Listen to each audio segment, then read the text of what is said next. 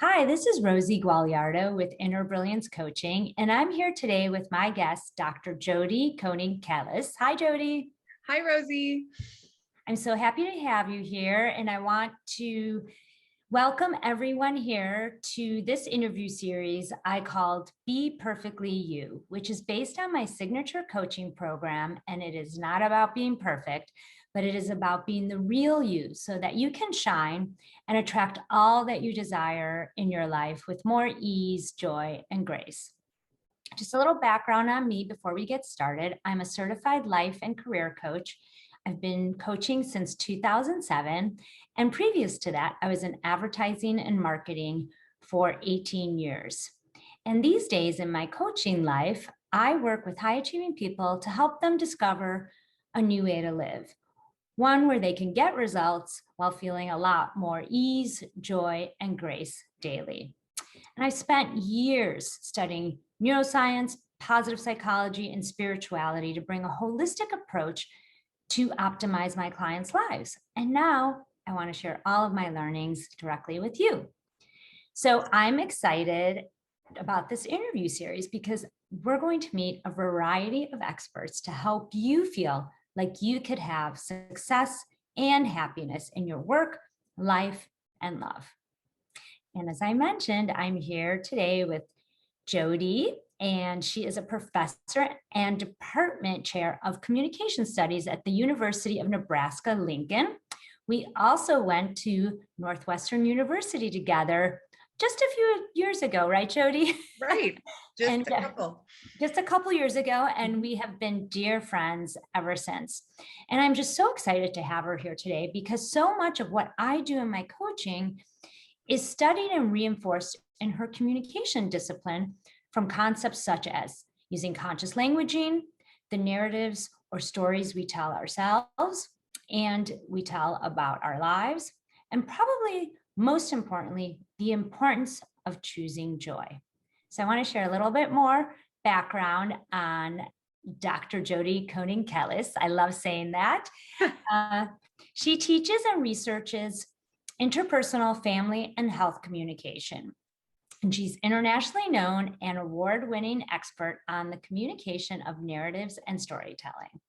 She's also the founder of Narrative Nebraska, and that's a research lab dedicated to improving people's lives and their well-being through storytelling, research, and interventions. And she has over 60 publications and has won several teaching and research awards, no surprise. And she's a wife and a mother of two wonderful children who I adore.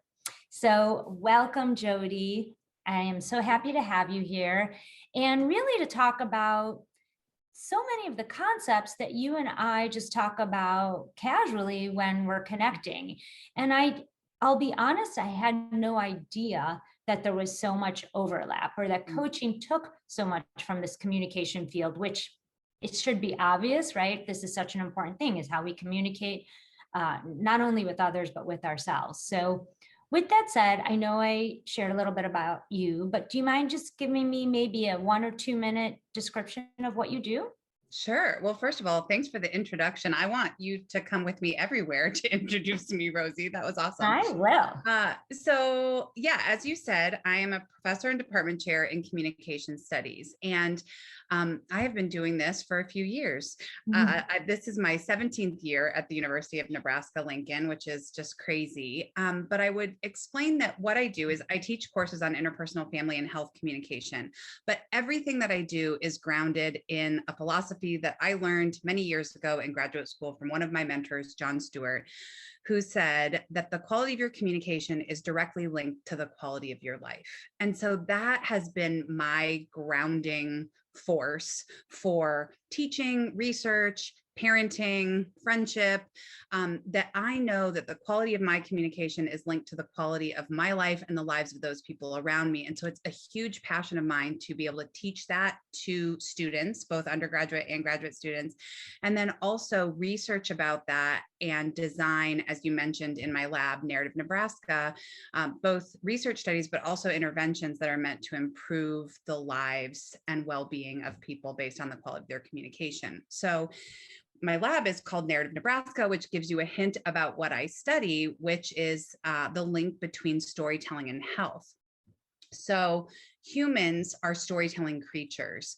We are people who think, make sense of the world, and communicate in narrative terms. So life is really complicated, and we as creatures tend to map narrative devices like plot, character, setting, scene, and meaning onto the complexity of our lives. And so because it's so central to who we are, the form of communication that I've dedicated most of my career to studying is storytelling, and how that links to health and well-being as my avenue for getting at the link between the quality of communication and the quality of life. I love that. I love that because, I talk to my clients a lot about their mindset and their thoughts and their beliefs, and how that influences their emotions and ultimately their behavior and their results. And what you're hitting on, which is, I think, so important, is, okay, we have certain thoughts, and then how do we communicate that? Again, not only with others, but with ourselves, the self-talk, the stories we tell.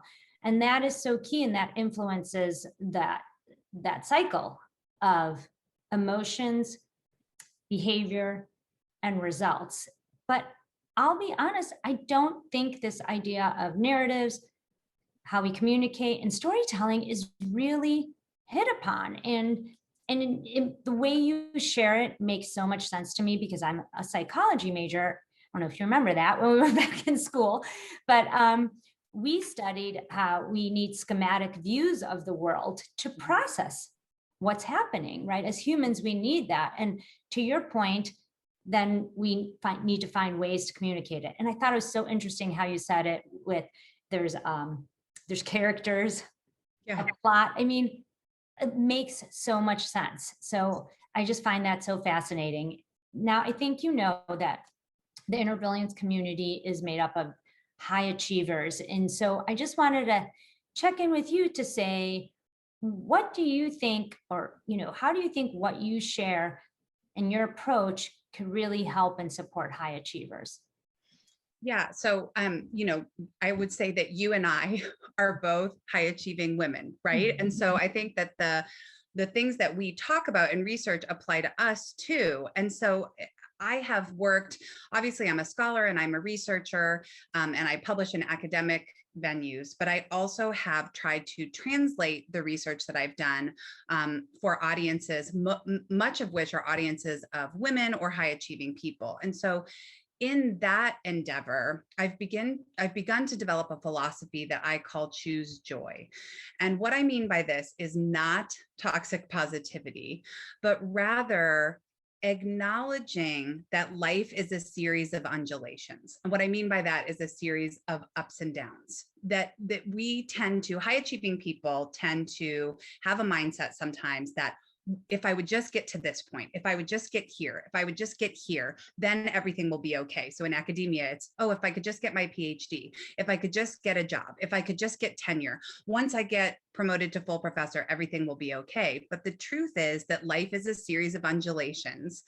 And choosing joy, my definition of choosing joy, is the embodied practice of embracing those undulations and knowing we're not alone on the journey. And then I have a number of strategies that I talk about from my practice and research and education in interpersonal communication that I think can help people begin to embody that in their daily lives.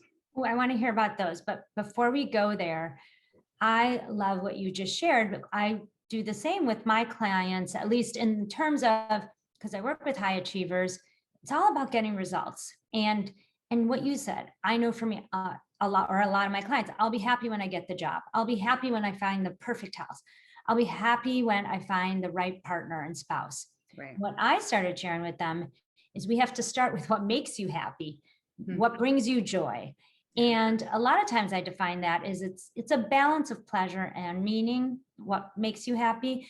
And so ultimately, I love how you also brought up the nuance of this is not meant to override what's happening in your life. And to use your words, toxic positivity. That is not my intention of bypassing the reality of our lives. But what I have found and what I've studied, you might know this, the acceptance and commitment therapy. I think that's what it's called, where accepting what is. And that's what I feel like you're saying with the idea of there's these undulations, right? We're not saying everything will be perfect.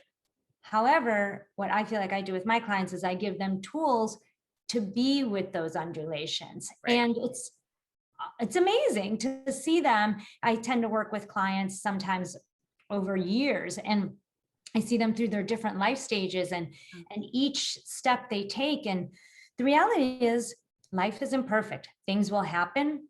Right. But if you have tools to be with those moments, I kind of say also, I feel like, and I don't know if you've seen this, when you have tools and strategies, the highs get higher and the lows get higher. So Yes. that's the beauty of it as well. So I love that you shared that. And if you could share just a couple steps of how people could integrate these practices in their lives to help with their personal well-being, I'd love to hear it. Yeah. So the first thing I think people can do is recognize what my colleague and mentor, Valerie Manusov, and I call wholeness. And that is, in your practice, is recognizing the importance of both what's within and between, which is essentially summed up in our side by side, right? You were a psychology major, I was a communication studies major. So it's recognizing both the importance of what's within us, our psychological health, but also, and you mentioned this earlier, Rosie, is that communication sometimes doesn't get put on the map as much as some of the other disciplines. But if you think about it, it is the thing that we do all day, every day. And so it's important to also recognize what we call the between. So wholeness is fostering wellness, both in yourself, but also in your communication with other people. So when I say, when I encourage people to choose joy within, I'm relying a lot on the research that I do on storytelling. So, and that's out there in the interdisciplinary work on storytelling. So one of the things that I talk about is choosing joy in the stories that we tell ourselves. So there's research out there by a researcher named Dan McAdams, who is actually a professor at Northwestern, and his colleagues, who suggest that people who tell stories that are framed redemptively, so something bad may have happened, but the story ends on a good note, are much more satisfied, mentally healthy, generative than are people who tell contaminated stories. So stories of something that may have been a great possibility, but ends on a bad note. And so, we see that play out in our regular lives. Storytelling is not just this amorphous concept that like we tell stories in our minds, but we do have that in self-talk. And then we post all sorts of things on social media that reflect how we frame our stories. And so the way that we are storing our lives affects and reflects our individual, mental and physical, and relational health. And that's what my theory looks at. My theory is called communicated narrative sense-making theory. And one of the propositions of that theory is that people who frame stories positively also are more mentally, physically, and relationally healthy. And so it's important, I think, for people to really think about, be intentional, stop and think about how are we framing our stories and how might we be able to change that framing. We might also pay a lot of attention to the lessons that we learn in the stories that we hear and the stories that we tell ourselves and to other people. And so intentionally paying homage to the lessons that we can learn also helps us further deal with those undulations. And then second, in terms of choosing joy within, I would say would be in self-talk. So there is a tendency for us to be really compassionate with other people. But when we think about intrapersonal communication, so the communication that we're having with ourselves, we tend to be fairly violent. We are abusive to ourselves often, especially high achieving people. And so not especially high achieving people, but definitely high achieving people can be very toxic with self. And so I think it's really important to pay attention to the talk that we engage with ourselves. So for example, every morning when I get on the scale, I say to myself, positive things before I look down at the number, just to remind myself that there are good things. I mean, no one likes stepping on the scale. It's like the worst part of everyone's day. But this self-talk, we have to stop the abusiveness that we engage with ourselves and the toxicity. So I think those are two really important things.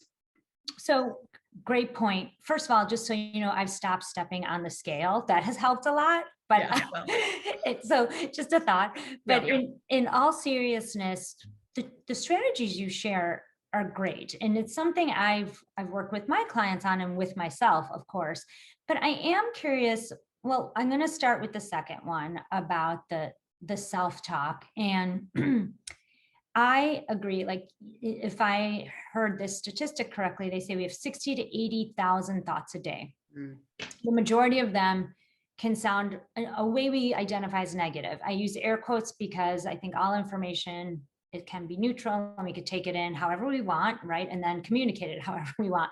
But I say that, so let's say the majority of the way we might talk to ourselves is negative. And this was originally created to protect us, right? So back in the day, our brain was wired to constantly scan for physical danger. These days, there might be emotional dangers that we need to be aware of.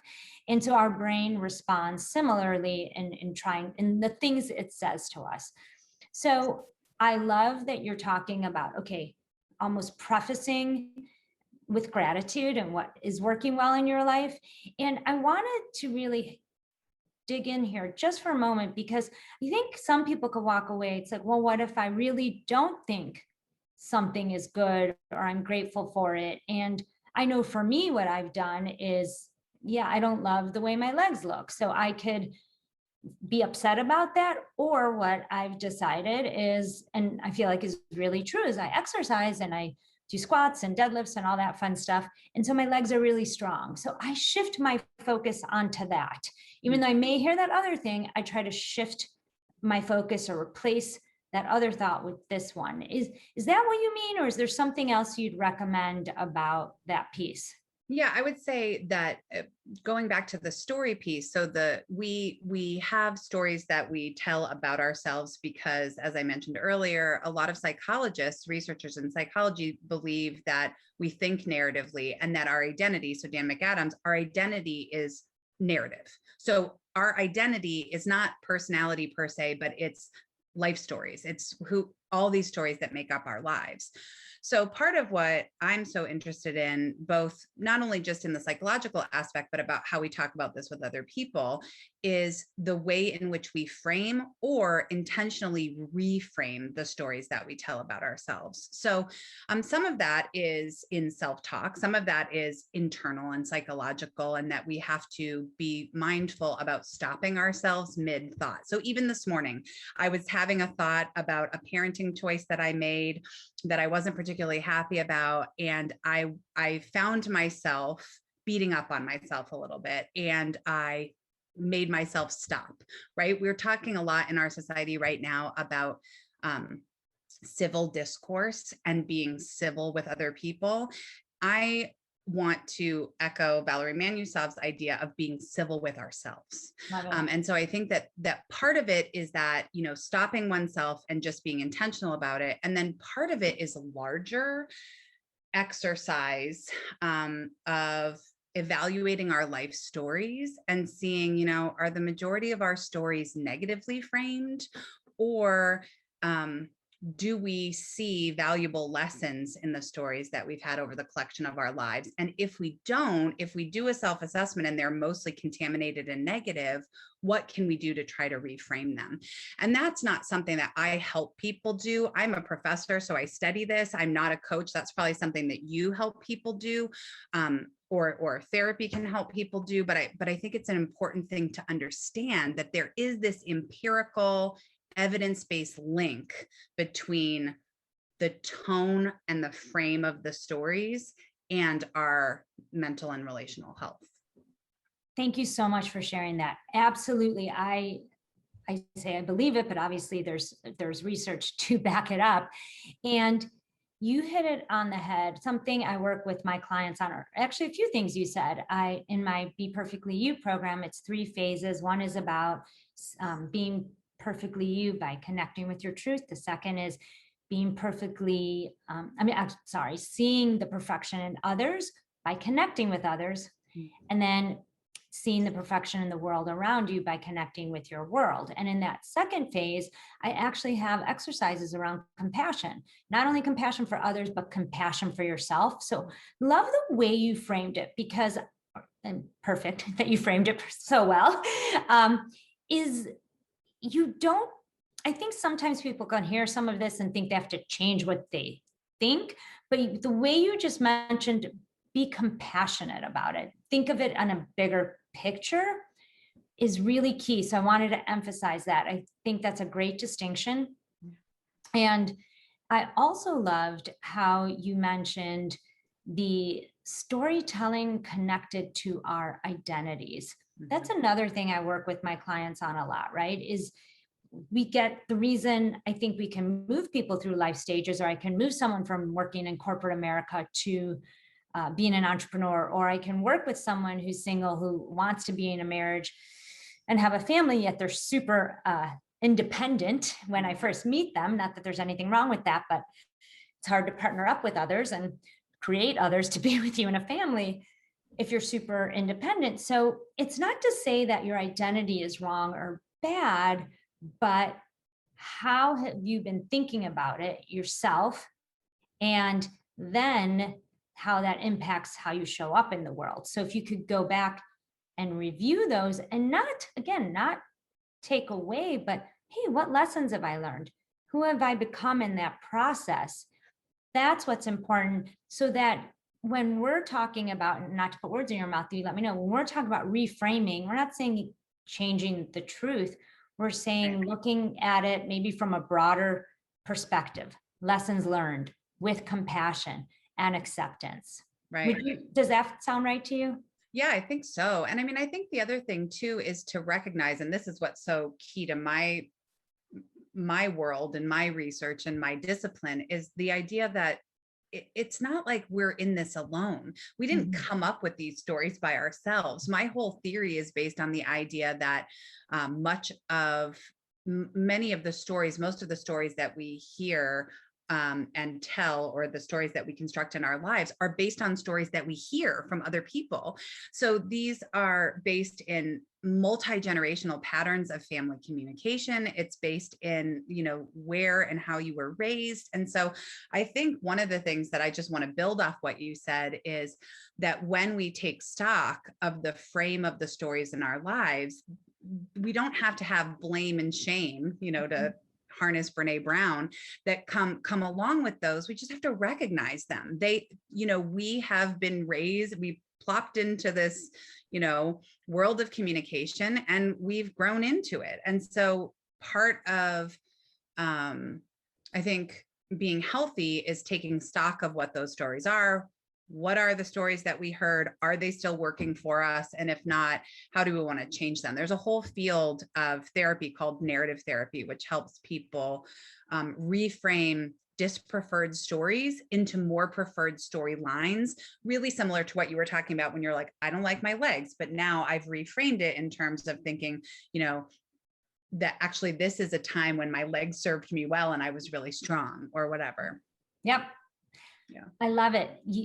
I could just sit here and talk to you all day. This was so helpful in understanding how we communicate could really impact our well-being. And I feel like you deepened so much of my learnings around this. And I hope that the community can see how, I think what you're doing and what you shared today has taken a lot of these concepts that I love that have become mainstream, meaning around in the coaching world or self-improvement, but you've grounded it for me, at least in this discipline. So I think that's very helpful. Can I just add one more thing, Rosie? Yes. I just want to say, I don't want to lose this last point, because this third part of what I was going to say was to choose joy between, because this is really what I research, which is how we tell stories with other people. And so I want to make sure that people in your community know how important it is to tell your stories to other people and then bear witness to other stories. Because what we've found is that one of the primary functions of storytelling is connection. And we're in the midst of, 15 months into a pandemic in which we felt extremely isolated. Part of the research that we've been doing is for parents to connect them over Zoom over the course of the pandemic in an intervention called narrative parenting. And the finding that we keep coming up with time and time again when we ask parents what did they enjoy about the opportunity to share their stories and make sense of the difficulties of parenting during COVID, they say, I'm not alone. I'm connected with other people. And sometimes I think high achievers feel very reticent to share their vulnerabilities or their difficulties with other people for fear of not being seen as perfect. But in truth, telling stories with other people and then being willing to bear witness to their difficult stories builds connection in a way that benefits our lives. And I think that we have to stop being reticent to do that. Clearly, you should pick people who you trust and who you can share your stories with without judgment or shame, but to engage in storytelling that includes perspective taking and empathy is incredibly important to our health. I love it. And the way I'm kind of summarizing it, not that it's easy to just put in one package here, but I always see such alignment with what we talk about. And to me, it's this idea of if you can have more self-compassion, I'll start with actually self-acceptance and self-compassion. I think you're more likely to be vulnerable and share. And if at the end of the day, you can feel that sense of connection, which we know is a basic need for most people, a sense of belonging and connection, then this is where, yes, you're starting by choosing joy, but you're cultivating it as you move forward. I think if you could take these steps with acceptance, compassion for yourself and others, and then ultimately feel that connection, which I know, I think I've shared this with you before, but my family is from Sicily, and we have this background where communication for Italians is a big deal. Storytelling is a big deal, and it's a great way for us to connect, and it has grounded me in my identity. And so again, everything you shared is just so relevant, I feel like, and practical. And so thank you for sharing all that. Is there anything like I said, I could sit here all day. Is there anything else you want to share? I mean, I will tell you that the one piece of advice that I use every single day, that I teach my students and that I think is an incredibly important reminder, is the idea of when we are communicating with other people interpersonally, is the idea that we have ethical choices to make in communication, and we can choose to respond rather than react.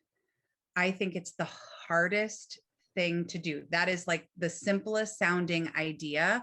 And I've been teaching it for over 20 years.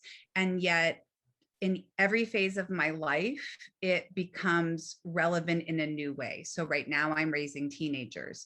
The importance of responding rather than reacting is huge. So just as a quick example, when somebody yells at us, we can say, oh, well, I had to yell at you. You yelled at me first. I had to yell back at you. You started this. But an ethical choice is to say, no, I'm going to choose how I respond to you, even though you yelled at me, rather than a knee-jerk reaction. And that doesn't mean that we always have to communicate in a sunshiny, positive way, but it just means stopping ourselves long enough to be ethical in our choices. And so, I mean, in a world that is incredibly divided right now, I think that that's a good piece of communication advice to share with the audience. I love it. And I often talk to my clients about, we think we're happy when things are a certain way, but it's really when we're in choice, and including being in choice about your communication. So I think that's just great, such great advice. And I think of the word responsibility. Have you heard this connection? Oh, I teach this all the time. It's the ability to respond rather than react. Yes. Right. And I love that, because the way I work with my clients to be able to respond versus react is this comes full circle, is looking at your thoughts and your beliefs. And if you could choose a new thought or an empowering thought, it inspires a different emotion. So you may be reactionary if you're not taking the pause. And I feel like what you're saying with that ethical choice, it's okay, can you take a pause, be in choice about thoughts and communication, and be responsible and respond. And I love it. Yeah. Such great information. Thank you so much for sharing all of this today. Is there, if people want to learn more or know more, is there a way that people could get a hold of you? Sure. I have a website, which is www.jodykoenigkellas.com. You can find me there, and my email and everything is on that website. Wonderful. Thank you again, Jody. It's so fun to see you. So good to hang out with you. I We know, I could was gonna talk all say- day. The two of us could just sit here and chat I forever. know we'll have to do a session that's live too, so we can have people connect with us live. Oh, That'll yay. be fun. That'd be I good. love it. Yay. Okay. Thank you. Bye. Yeah. Love you. Good to see Love you. you.